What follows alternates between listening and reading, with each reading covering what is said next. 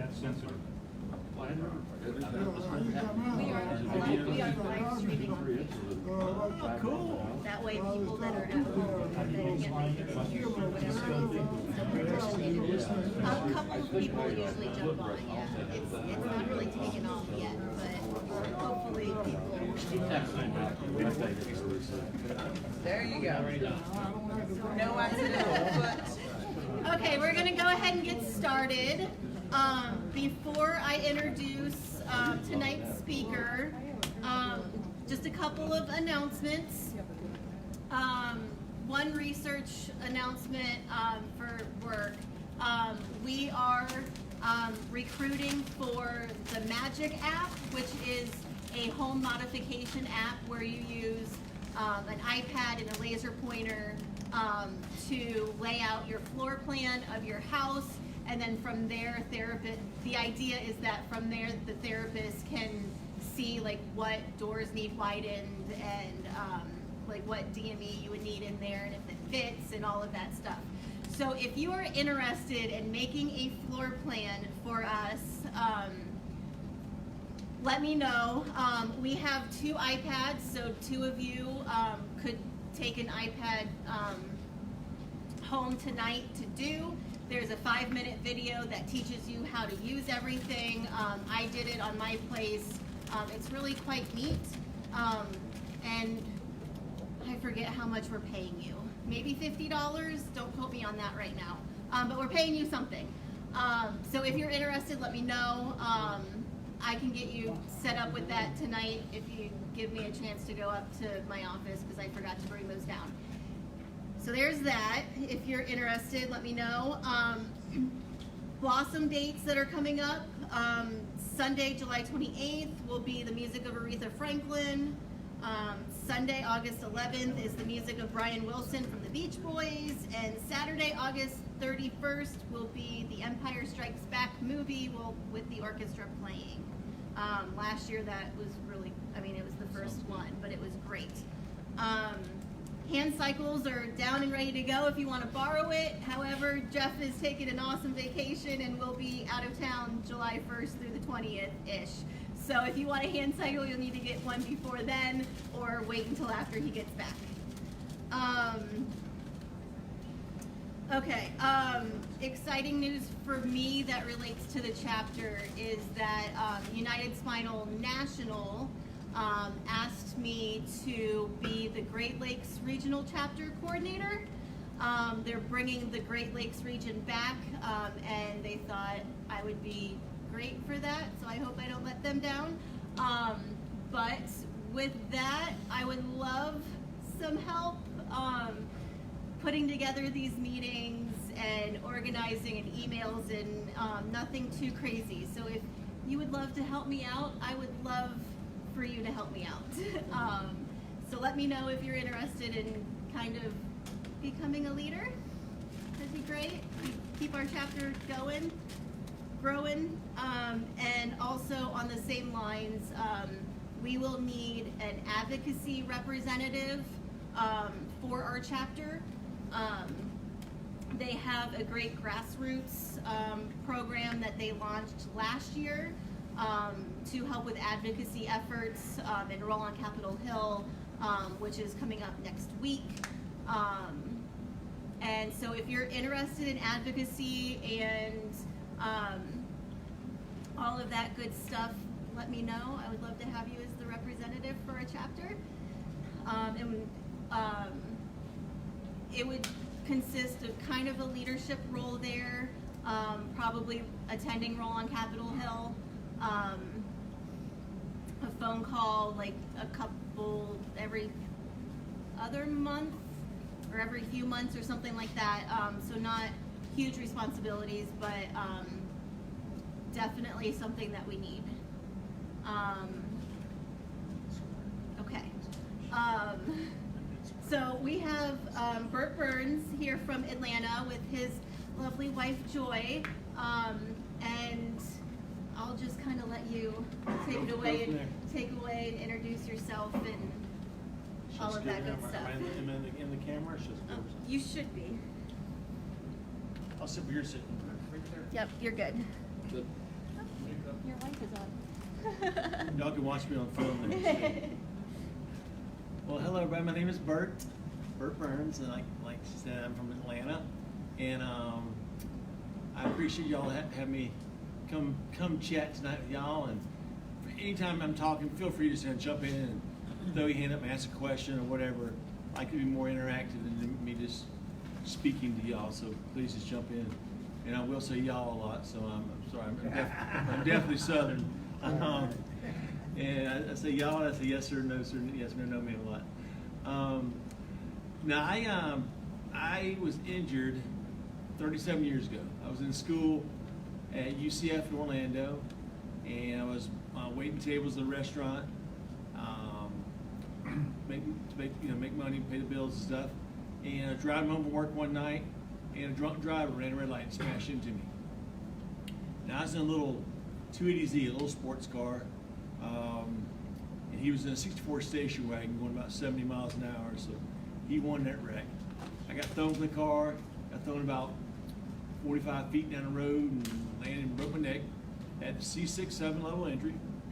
So I've been doing the wheelchair thing for 37 years now, and it's had its ups and downs the whole time for sure. But when I first got injured, I spent first 5 weeks in intensive care and progressive care, and finally got stabilized. Everything moved me over to rehab, and I spent the next 4 months in rehab. That's back when they used to keep us for a while. Now they get you in and out and so quickly. I don't see how people can learn anything so fast now. They get you in and out so fast, and it makes it tougher for sure. But I had some great therapists, great PT and OT. My recreation therapist was the one that kind of helped me the most. She introduced me to wheelchair sports. She started talking about wheelchair racing. For me, wheelchair racing, I could push a chair about this fast, and I think wheelchair racing, that's going to take a long time to do a race. And but she had this guy come in, a guy named Randy Knoll came in. He brought his racing chair, and I got in his racing chair, and I actually pushed across the rec room, and I pushed it, maybe this fast. And I like this. This is great. I'm going like 5 times faster already. Mm-hmm. And so I decided I want to get involved in wheelchair racing. So I remember I got discharged from the hospital in June of '82, and I wasn't independent yet, so I moved into my parents' house. They lived the 3rd house in the street. That first night, I was pushed down to the stop sign, and I couldn't make it back home. My brother had to help me back. Second night, I got stop sign by halfway home. Third night, stop sign all the way home. Yes, baby steps. Yeah, baby. And that's all those first few years were, was just a bunch of baby steps, and the culmination of them. But I said right then I wanted to do a 5K road race. It'll be a 5K road race in September, and so I started, every night I go out pushing, and finally within about 2-3 weeks I was able to push around the block. It took a long time, I get around the block, and the 5K came in September, and there's about 500 runners, about 10 wheelchairs, and I got beat by every wheelchair, every little kid, every old lady. I came in dead last, but I finished. And that was the main thing. I was finished. It took me an hour and 5 minutes to go 3 miles, 3.1 miles. And I didn't think I was going to finish that thing. And but I knew right then, if nothing else, that's the worst 5K race I'd ever do. They can only get better from there. And so I kept getting involved in races, kind of doing it recreationally, and but I also decided that at that time, like I said, I was in school, and I was been a finance major out of the university, and I decided I really wanted to do something different. My rec therapist, she's what kind of helped change my life, and so I decided I want to get involved in recreation therapy and work with other folks with spinal cord injuries like myself, and try to help them get on with life and move on from sitting around the house, watching TV all the time. So I changed majors, changed schools, and ended up getting a degree in recreation therapy from University of Florida. And my first job out of college was in Atlanta at Shepherd. It's called Shepherd Spinal Center at the time. It's Shepherd Center now. And my job title was sports and fitness specialist. I got to do wheelchair sports 5 days a week, 8 hours a day. It was a pretty fun job. And so all I do is teach people about racing, about wheelchair basketball, wheelchair rugby, wheelchair tennis, water skiing, snow skiing, things like that. And it was a good job, and I met a lot of good people, and I out of all the patients I had over the years and stuff, I ended up being in 3 weddings of people that I'd worked with, so I felt like I kind of made a pretty good impact on some of their lives. That they asked me to be in their wedding, so that's kind of cool.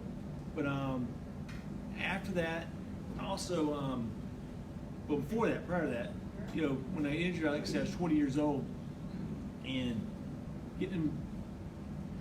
when I was 20 years old and injured, I was dating pretty good bit, as most 20-year-old guys are doing, and so dating was something that was pretty important in my life at that time. And I remember going out to a bar one night. I remember getting a beer. I remember going out sitting by the dance floor and watching everybody out there dancing. And I swear I kept feeling, I feel like all night long people were like staring at me like, what's that guy in a wheelchair doing here? And I just kind of sat there, and I remember leaving that night saying, I'll do this again maybe, but I'll never do it the same way. Because I ended up feeling horrible about myself when I got home. So the next week I did the exact same thing, went to a different place this time. But I went and got a beer and put it between my legs. I'm sitting there, out there, watching. There's always 3 or 4 girls there dancing together. I rolled out in the middle of them, started dancing, giving wheelies and spinning around, and it was great. From then on, the next 3 or 4 hours, girls kept asking me to dance. So I kind of realized right then it's just kind of breaking the ice is what I had to do to get people to accept you.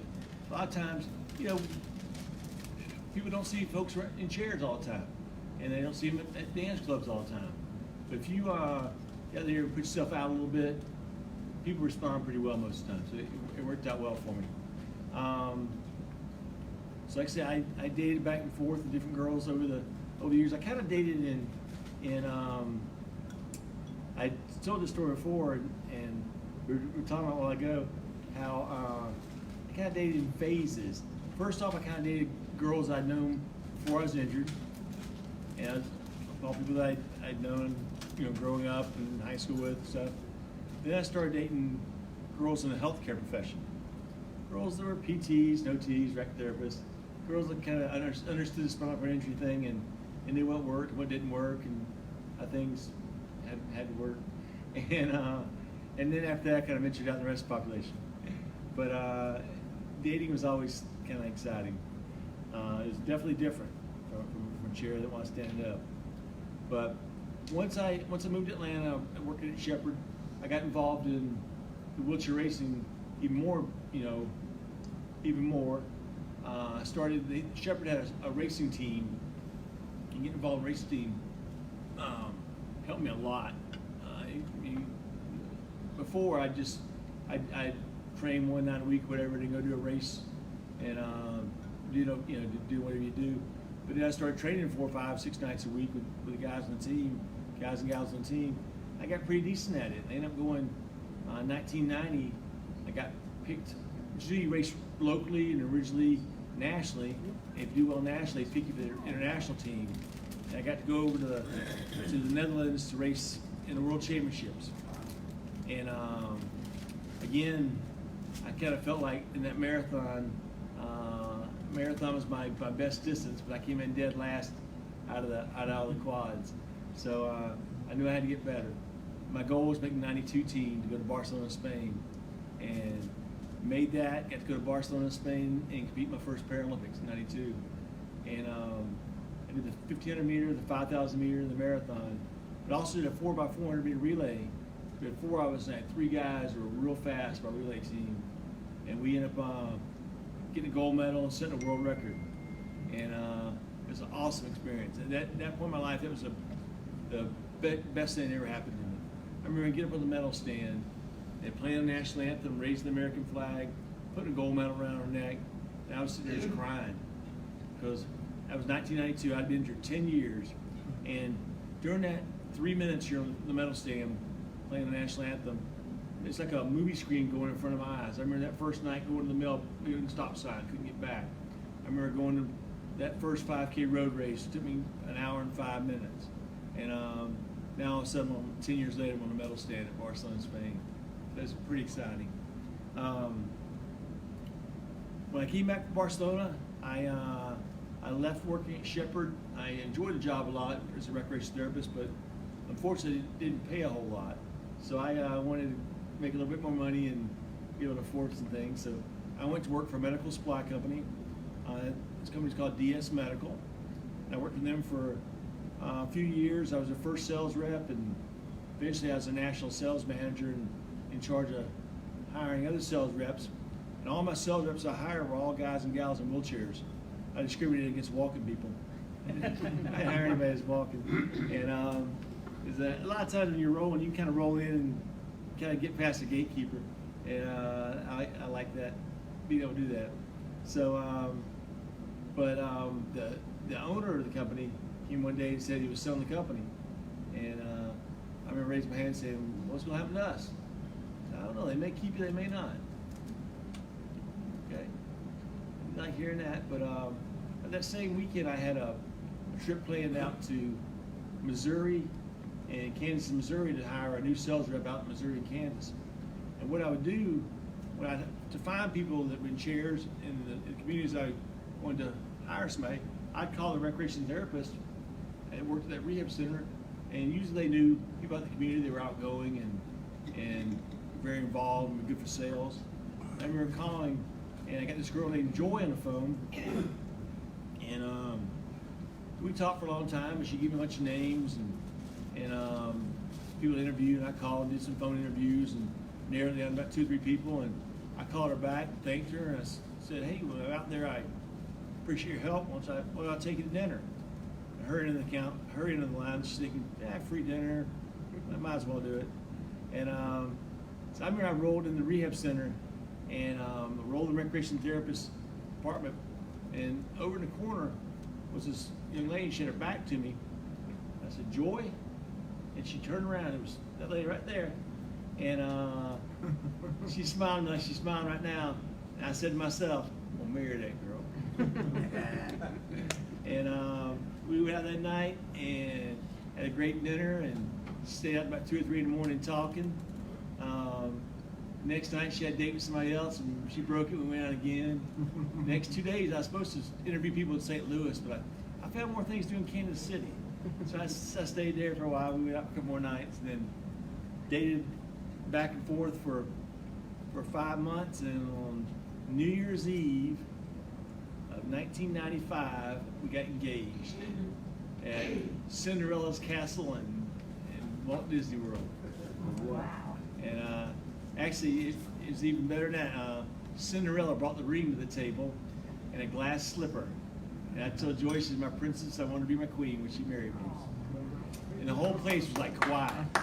Yeah. The whole place was quiet. When she said yes, everybody started clapping. If I said no, I think everybody would have thrown her out the window probably. And so we dated. We were engaged for about 6 months. Got married in June of '96, and just had our 23rd anniversary a couple weeks ago. Say June what? Huh? June what? June 9th. 6/9/96. My birthday's the 5th. Okay. We wanted to be on the 5th, but that was like a Wednesday. Nobody gets married.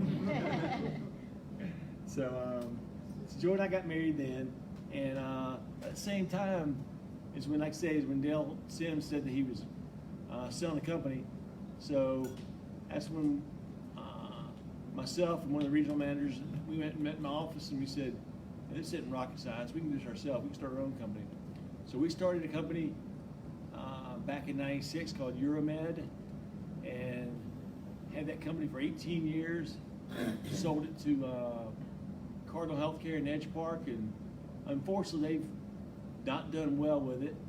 And but I had a 5-year non-compete, and since they didn't do well with it, I decided to get back into business and start it again. So I started a company called Eurostat, It's very similar to Euromedic, called Eurostat Healthcare, and we do the exact same thing. And we do all urological supplies and hospice supplies and things, and bill insurance, Medicare, Medicaid, folks, and deliver. And we do what we used to do well at Euromed. We try to do it well at Eurostat now, and but also a few things happened before Eurostat here. Back in 2000, I was still racing, and racing still pretty competitively, and I wanted to make another Paralympic team, so I made I was fortunate to make the 2000 team, go to Sydney, Australia, and also 2014 go to Athens, Greece. And so both those were high points in my racing career, making 3 Paralympic teams, and it's kind of fun. And didn't medal anymore in those games, but I had a good time and did okay. Also in 2001, Joy and I we've been married 5 years, and we knew we wanted to have kids, and we decided to start working on it and trying the old-fashioned way, and it wasn't working. And I said, well, let's keep trying. Let's find another way to make this work. And so we did artificial insemination. That didn't work for us, so we went through in vitro fertilization, where they would take our eggs and take my sperm and mix them together and make some embryo, and we put in 3 embryo in Joy and got out 2 babies. So boy and girl twins. And so the good thing is I have boy and girl twins. The bad thing is they start college next year and I got to pay for it. 2 at the same time. But they're great kids, and everybody thinks their kids are great, and everybody's, most of them are. I remember when I was first injured, I remember asking my doctor, Dr. Mumby, will I ever be able to have children? He said, nope, you never have children. Great bedside manner my doctor had. But back in '82, when I was injured, most of us with spinal cord injury weren't able to have kids. And then the whole in vitro and test tube baby came along, and fortunately we were able to have them now. I remember sitting in our first Christmas card. Kids were born in November of '01, and the December '01 Christmas card had their baby picture on it. And I remember sending one to Dr. Mumby, and I wasn't really rubbing it in, but I might have been a little bit. And he jotted him back a note and said, "Congratulations, glad you're able to have children, Bert." And so our kids are, like I say, everybody loves their kids, but knowing I wasn't going to have them and to be able to have them after that was even a bigger deal. But so over the years, things have gotten better for me over the years. Those first couple years of being hurt are tough, and I don't know how many people here are brand new injuries. A couple are new injuries. You're brand new, right? Yes. How long you been? I started off with diabetic. Right. That's what I started off with diabetic. I had 5 arteries. They did 3, and the other 2 was I was supposed to get those out. Then I healed pretty good, real fast. I went back to work. Then I went back to science, back to work. And then I went over with diabetic. I went to the doctor, and he's diabetic, and I think I was 4 years old. He did, he took off 4 years old. So I said, well. I said, well, then meantime, I said, how am I doing now? He said, well, then I went back then, when I went to rehab for 4 weeks. I went to rehabs, went back, I lost pretty good shape, you know what I mean? And she said, well, I got to take off another part of your foot. I said, what do you mean, doc? He said, yeah, I got to take off another part of your foot. So I said, well, hell, take the whole damn foot off. The whole leg off. He did. He did. So he took it off all the way to, my kneecap. Okay. So that's where I stand now. So because I've been doing pretty good lately. Then my wife, she got sick. They just had a knee replaced. So then we were both in rehab just now at the same time. She was in Broadview, I was in Broadview. She was on one end of the building, I was on the other end. We still got to see each other. Yep. We do have a daughter though. We do have a she's 40 years old, you know what I mean? All right. And yeah, we got married, we've been married 49 years. So That's about great. 40, 50 years. The same lady, you know, I always say, you know what I mean? So right now, I'm here. Hopefully, I'll be out here pretty soon. So That's good. God will help me again, hopefully. We're out there now, so we're doing pretty good. I live about 5 minutes from here. That's good. Well, good, man. That's, I'm a retired police officer. glad you're here. Glad you're here. I just want to know, why me? Why me? All the people that I lost lives I saved, all the things I've done for people and everything else, but why me? Why me? Yeah, why me's a question we all ask for sure. Yeah. Like I said, I was just driving my own business and got hit by a drunk driver. Why didn't it happen to him? But yeah, my first, like I said, his first couple of years were really tough for me, and I remember actually getting out of the shower one time and transferring in the shower with a tub edge, and I remember getting in front of the mirror thinking, you know, Bert, I was living with mom and dad, and I wasn't really back in school yet, and I didn't have me really focused on what I was doing in life. And I decided right then that's when I kind of needed to get back involved and get back in life and kind of get back independent, get back doing things. And so that's kind of when I decided. I remember, funny story, I remember my first night up at the University of Florida. I went in, did the bow program, took a shower, got all ready for bed. I used a bed bag, so I had the bed bag connected, and I was still getting dressed in bed, so I laid all my clothes out on the floor next to my bed, so in the morning when I woke up, I could just reach over, grab clothes, and pour them on. So laid all the clothes out, transferred in bed, put my bag up, pulled the cover up over me, looked up, and overhead light was still on. Oh man! If I'd been back at home, I'd have yelled for my brother, or yelled for mom and dad, somebody, they'd come cut off the light. No, couldn't do that, so I had to get up. You know, I'm still using sliding boards. I get up, transfer back my chair. You know, it's not like get up easy, cut off the light, come back, check, and get back in bed. About a half hour later, I was back in bed. And you know what? I never left that light on again. You definitely learn things for sure. And, but yeah, so life's gotten easier, a lot easier over the years. And sports helped me a good bit, I do believe. Playing wheelchair rugby and doing the racing, both of the things. It took its toll on my shoulders and everything a little bit, but I had some good years doing it, so I really am happy about that. Me being injured 37 years, I know some people in here been injured longer. Don, you're 50 years? 54. 54 years. Oh, you coming up? It's the Don table. Yeah, I'm not that old. Yeah. 54 years. Are you the longest senior in the class? We've got some others that are pretty have been pretty post-injury, Yeah. pretty long post-injury. Gotcha. Yes, ma'am? Yeah, what you just did was so good, because I don't think there are too many men who can talk about how vulnerable you are when there's a big change, and how dependent you are. And my father, midlife, was afflicted with COVID. Gotcha. And he was never able to talk about how lousy it was.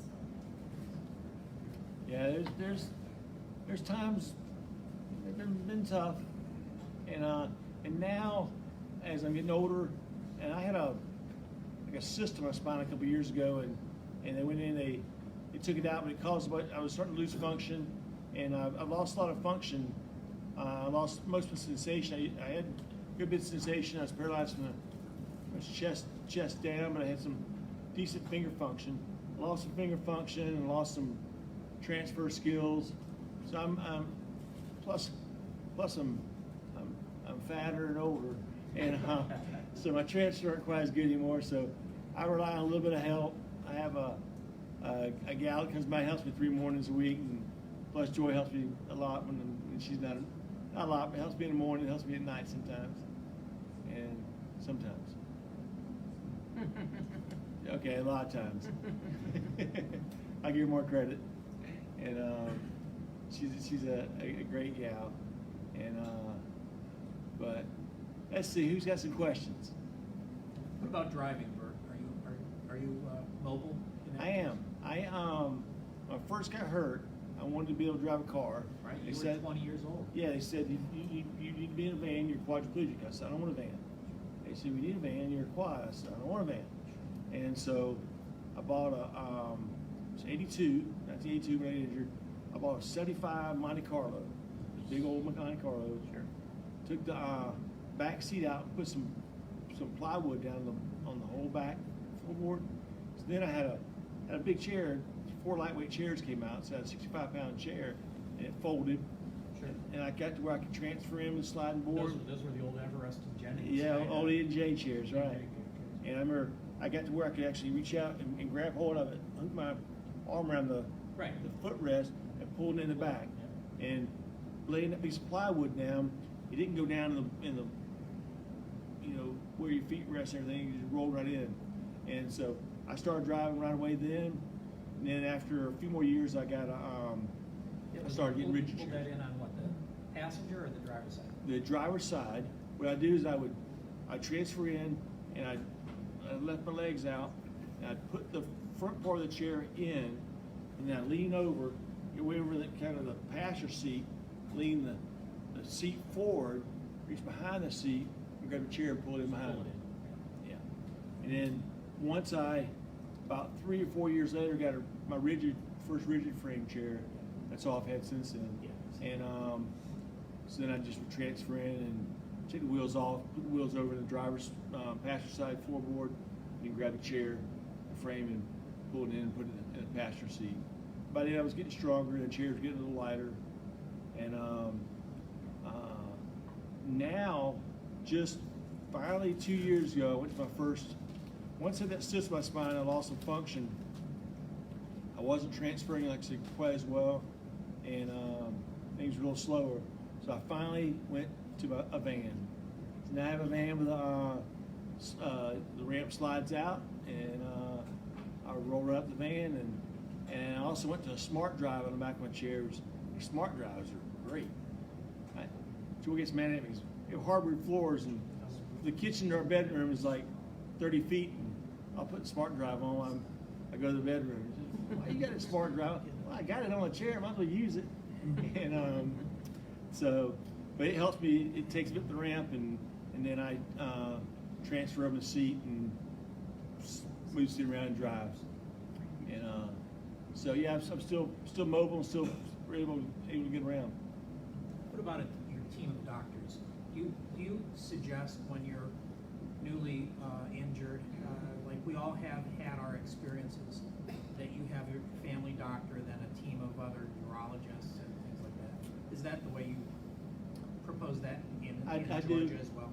I have a family doctor, kind of a PCP, primary care physician. I go down and see just for generic stuff. If I get a cold or even if I get UTI, I go down there and give a sample, and they prescribe drugs for me.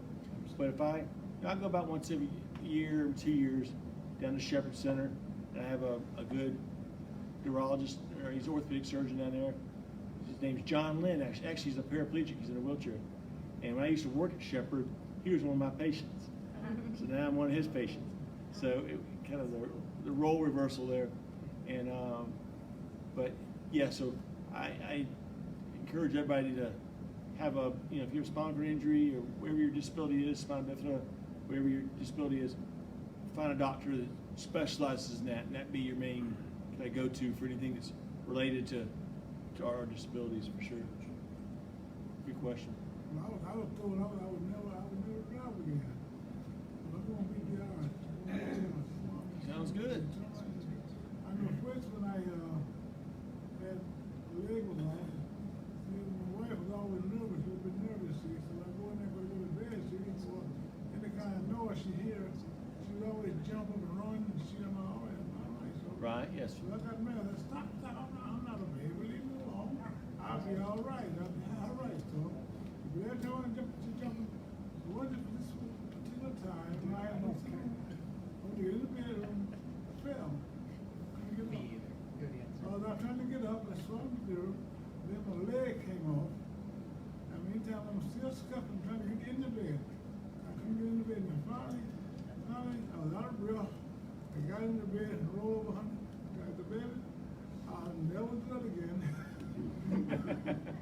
I learned my lesson. When you didn't know it, please call. Please call. That's true. You know best disability lawyer in the area? In my area, in Atlanta? Well, I'm not up sure here. one up here. I'm not Yeah, sure yeah. one up here, no, sir. I applied and I was denied my disability. Okay. All right, I'm gonna reapply.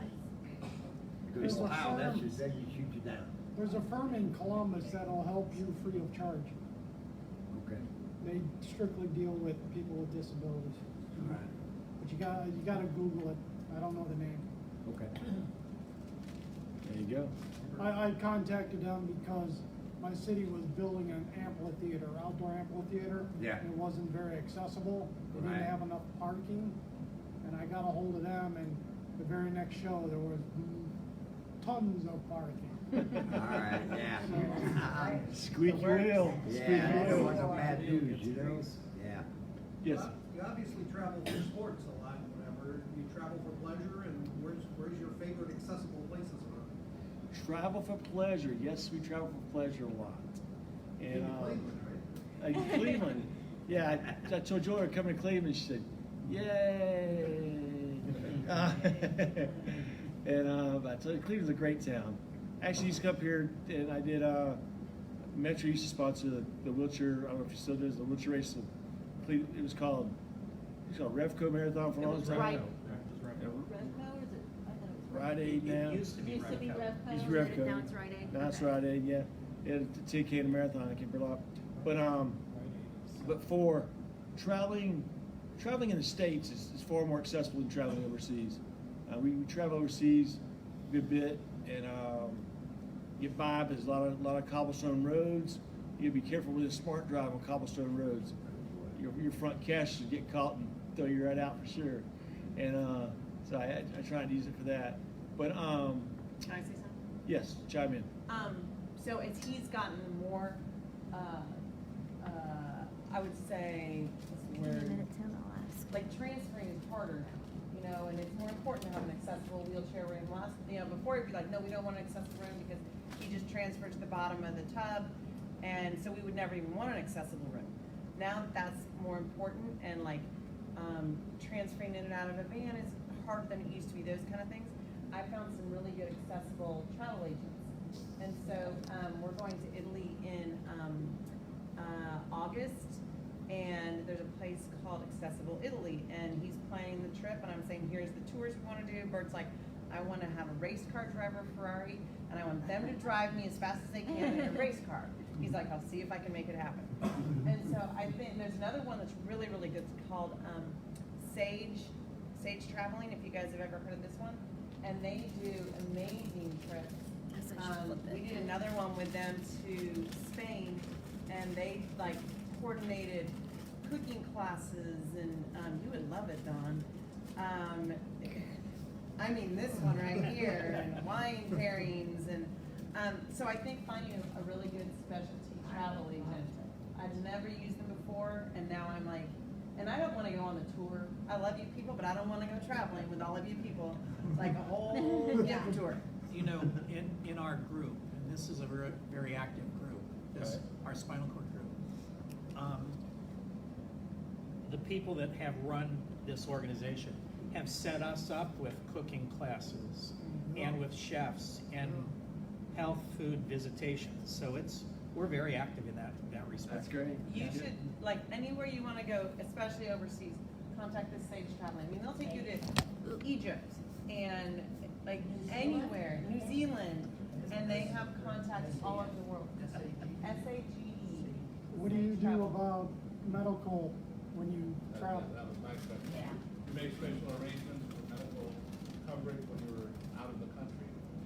When I'm I have it out of the country, like next week, I'm going to Las Vegas for 5 days, and just a buddy of mine going out there, and I know him having to do any kind of stuff for me. So I have a nurse I found in Las Vegas about 3 years ago, and searched for her, and I have her. She's gonna come by and help me in the mornings, get showered, get dressed, and I actually last year I got tired of 36 years doing a bowel program. I actually got a colostomy bag. So I wouldn't suggest this back when I was in my 20s and 30s, but being 57 years old now, it sure is easier to change that thing than deal with a 2-hour bowel program 3 or 4 days a week. So I have that now. So I'm able to change it pretty much by myself. So it's just a lot easier. Medical insurance. Are you on Medicare now, or are you still on private insurance? I have private insurance through my company. So And, that provides some right. international coverage, but anyone on Medicare, as soon as you Go over. leave the boundary, you have no insurance as such. I never thought of that. Yeah. Most private insurance doesn't cross the boundary either. Very little. Well, very few. we usually have some limited coverage. If you're going overseas to attend a conference, like from the UN about disability, they will, Medicare will just say, Another type of travel that we did that I think is really good and it's really accessible. Cruises now. Cruises are very accessible now. You can get a cruise ship and get a cruise ship with an accessible room. They have like a roll-in shower with a bench that folds down, and you can transfer in a bench or use a roll-in shower. And the ports are pretty accessible. They help you get on and off the ship just fine, and you can arrange, like Joy said, through the different travel agencies, things to do when you're getting into the different ports. Accessible. The tours they haven't figured out yet, though. When you pull into a port to get off and whatever. I mean, I went up to the diving desk and said, I'm a certified diver. Can I get on one of your tours? And they went, you got no way to take somebody in a wheelchair, whatever. So I called ahead in Cozumel and chartered a boat myself and took the family out. We went diving all on our own, but they haven't got the hang of, other than seniors putting you on a bus and driving you around. I mean, that's about the extent of their accessible tours these days. I think it's much better to call and do your own tours that way. We were in Costa Rica last year, and I like to do because we have 17-year-old kids. They don't want to just go on a bus tour. They want to do things that are more like high adventure. And so we found this company that it was on our own when we stopped there, but they took us out into the middle of the jungle and put him in this sled, literally pulled him through the sled through the jungle, and then got to this tree and had this belay system and took us to the top of this crazy tree in the middle of the forest. But there is no way we could have ever done that through cruise tours. So you're 100% right. Yeah. You just have to call and make all those yourself. But there's so many people that have amazing tours. You just have to find them. They trying to go halibut fishing and catch a can right now. And halibut are from 60 pounds to 600 pounds. Yeah. And there's one tour guide that will take a wheelchair on board right now. Wow. It took a long time to ferret it out, but we're about our 8th company. Finally, we got one that said, yeah, we can get you. yeah. It's pretty neat. So we have a question from the live stream. It's, can you explain a little more about the Shepherd Center, and can individuals with SCI visit the facility for tours? Yes, it can. Best thing to do is just contact probably the marketing department there. Call just the main number. It's area code 404-352-2020. And if you probably weren't writing it down or anything, just Google it and call them and let them know that you have a spinal cord injury, you'd love to come visit. And it's free visits. They take you around, they show you around the place, and it's an awesome facility now. It's getting bigger and bigger. They're building more and more. You got day programs, you got outpatient programs, you got tons of stuff to do, and they still have all the sports programs. They sponsor a racing team, a rugby team, a air rifle team, archery team, swimming team, all kind of different activities they do there. One other thing, speaking of travel, that Shepherd does, it's great, is they do a ski trip every year, so snow skiing out to Colorado, and then they also do a trip to Honduras or Belize for, you said, scuba diving, and they do that. So to me, having a company that specializes in small and injury for diving, it's so nice. We've done the ski trip before, we've never done the scuba trip though. Joy and I are both certified in scuba diving, so we both have dove a lot, but finding someone that wants to deal with somebody in a wheelchair is tough sometimes. Yes, ma'am. Scuba dive, Cosmo? Yeah. What came up very suddenly was the idea of a stigma. No, I want or disabled. How do you deal with that, or have you had to deal with it? I've had to deal with it before. I've had to deal with that. Yes, ma'am. Talk about Paris. Paris didn't end up having a good ending, but Paris, I was in Paris, France, and I wanted to go in this bar and have a beer. They said, "You can't come in, you're a fire hazard." What? And I said that first, and then I said a few other things. But so then I went to another bar. I said, "Well, I'm gonna give my business somewhere else." And same exact thing, "You can't come in, you're a fire hazard." I said, "I'll sit at the very first table. I guarantee if there's a fire, I'm out of here." And I'm faster than most of your drunks in there already. And they wouldn't let me in. And I'm thinking, hey, if we were back in America, that happened, this place would be called Bert's Place next week. I'd own that bar. Right. And but yeah, sometimes you have to accept people that, especially in foreign countries, that. But even most places in foreign countries, I've had some great experiences and great people I've met, and people that are more than welcome to help you. You know, I remember in Cancun going to Carlos and Charlie's. I got carried up about 30 stairs, and by 4 Mexican guys, and they had no problem doing it. And I've had to have help in places. What about the good old USA? Good old USA, it's mostly, we really are, most of the time it's pretty accessible. And for areas that aren't accessible, a lot of the older areas, so I'm not sure, down in Atlanta's pretty much a new town. It kind of got burnt down back in the 1800s, and nothing's more than 100 years old. And so we have everything's pretty accessible down there, so getting around there is pretty easy. I think the hardest place has been New York. The subway system in New York, terrible. Why? It's so hard because most of the stops aren't accessible. We were there recently and Subway stops? they said it was accessible, and so we were like, okay, great, we're there. We get there, the elevator's broken. It was a pain. Finally, I just found some guy and said, "Can you carry him up some stairs?" He's a big guy. So I made sure I picked the right people. They look very strong. But I think New York is the hardest place for accessibility. I just read an article about New York is now upgrading a lot of their areas for the subway for wheelchairs. Really? Yeah. They sure need Just to. recently, the article. The Long Let me Island. tell you a story about New York disability. Okay. Okay. I'm a member of a group called Great Campus.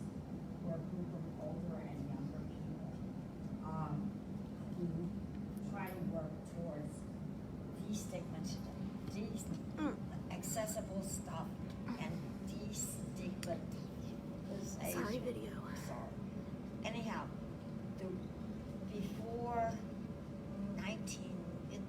probably before 1970, the buses were not accessible, handicapped accessible. A couple of us went, and the one person who was in a wheelchair, who also happened to be the commissioner for the disabled of the mayor at that time, rolled right in front of the bus. And the bus had to stop. And we did a lot of advocacy. So you can now get of course, that's what you have to do sometimes. You have to, if they won't put a ramp in their building, I have no problem falling down some steps. And, I'm either gonna sue you or you're gonna get a new ramp. It's a lot cheaper to get a ramp. That's not bad. Never thought of that. Yes, sir. Where'd you go skiing? Snow skiing, we gone to Breckenridge a lot, Aspen a few times, Snowmass, went to Whistler up in Canada. Whistler's also where I did my one and only bungee jumping. I jumped off a perfectly good 300-foot bridge. I did it twice. Because the first time I did it, it was so scary I didn't really remember doing it. And so once they pulled me back up, I said, I got to go again right now. And so I went again. And he goes, when you come back up, pull on the rope and do a flip. And I did that, and it was exciting. Yes, ma'am. I got a lot of questions. We'll do one more and call it a night. How do you deal with many people's assumptions, like this gentleman mentioned, they can't do it? A lot of times you just have to show them you can. Like, I remember people. Yeah. I'm sorry. How do you experience that when somebody automatically assumes? Well, they do, and I remember sometimes it's little things like we'll go in a restaurant and the hostess will look at Joy and say, table for how many, and or waitress will come to the table and say, what would he like for dinner? And she says, I don't know, but he's not gonna be too happy once you finally ask him. But yeah, I have to, you have to set them, you can nicely set them straight and just say, hey, feel free to talk right to me. I can answer your question. Oh, I'm sorry. Okay, sure. And just, you can be nice to them or you can blow up at them, and depending on how they do it. I've blown up before, and Me too. and because a lot of times people park in handicapped spots. I'll see them park in a handicapped spot. They'll jump out and run in the store. That's the last handicapped spot. Well, I used to. I don't do this anymore, but I used to parallel park behind them. I get out of my car, go inside and order my, say I'm at a restaurant. I'd go in and order my food, and they come to the table and say, "Excuse me, is that your car parked behind my car?" Yeah, sure is. I got to go. I just ordered my food probably about 30 minutes. But you're parked behind my car. I know you're parked in a handicap spot. Well, I'm gonna call the police if you don't move your car. Okay, you can call the police if you want to. I've had three people over 30-something years call the police. All three got tickets. Yeah. So that's kind of good. A little karma came and got them. There you And only one time ever, I parallel parked behind this big, it's like a monster truck type of thing. And the guy's a big old guy. He came to the table and he said, "Sir, I'm sorry. I know I was wrong. I parked in a handicap spot. I know I run in for just a second. I know that's a story you hear all the time, but I really got to go." I said, "Well, probably about 20 minutes before I'm done." He goes, "I understand, sir, and I really apologize. I'm wrong. I know I'll never do it again, but I got to go." Yeah, I said, "About 20 minutes." He goes, "Okay, I'm going to get my car, my truck, and I'll back up over your car, but I got to go." And I'm looking at his car, looking at his truck, going, "Yeah, he could." I said, "It's all right, I'll move a car." So that's the only time I ever gave in. Let me ask you One last question. Yes, ma'am. Okay, now, in the scenario, one scenario before, when you said to the cops, when you said.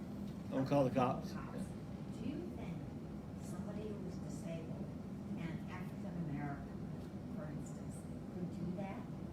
I mean, legally they could, but. Yeah, in I think so. Or the chutzpah, as we say in Yiddish. I think so. Yes, yes, ma'am, I do. And I think if they called, cops have always been very, very, very good to me. I never had a problem, unless I was causing a problem, which I had before. And but as long as I wasn't causing a problem, I've always had good results. So. He's never gotten arrested. Not in a wheelchair. I've never had them yet. I like that distinction. Okay. I appreciate y'all having me. Awesome. Again, Well, thank y'all, you. we're sponsored by Eurostat, so any of y'all we all may hear from us at Eurostat, and y'all give us consideration for your urological supplies. I appreciate it. Awesome. Well, thank you so much for coming. It was great. I do want to mention, I just had an opportunity with Loco Yaks to do an adaptive paddling workshop. With a grant, they were able to purchase 2 kayaks. So they have 3 total. I forget the other company that bought the other one. So they have 2 single kayaks that have all of the adaptive equipment available and a tandem kayak. So and they're doing classes throughout the summer. So if you are interested in trying out paddling, getting out on the water, definitely look them up. They are great, fantastic people.